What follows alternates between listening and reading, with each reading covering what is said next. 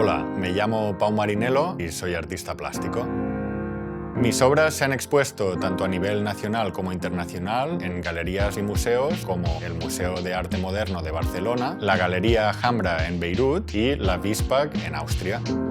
Además, las redes sociales me han permitido compartir mi trabajo como artista y como curador de otras obras y acercar así el arte a más personas. Me encanta estudiar el cuerpo humano y su representación gráfica. Busco expresar su fuerza y dinamismo a través de trazos que difuminan los límites entre la figuración y la abstracción. Para mí es esencial percibir el arte como un juego que nos conecta con la creatividad y propicia momentos en los que nos sentimos libres.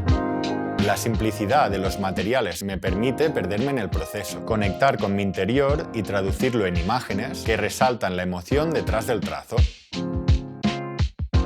En este curso de doméstica aprenderás a expresarte a través del dibujo contemporáneo. Tu proyecto final será una obra con técnica mixta que represente la figura humana en movimiento. Para empezar, veremos algunos ejemplos de la historia de la representación humana y seleccionaremos referencias fotográficas para nuestra pieza.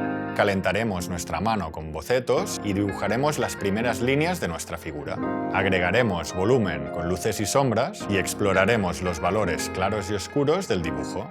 Después, integraremos la figura con el fondo abstracto, buscando equilibrio en la composición.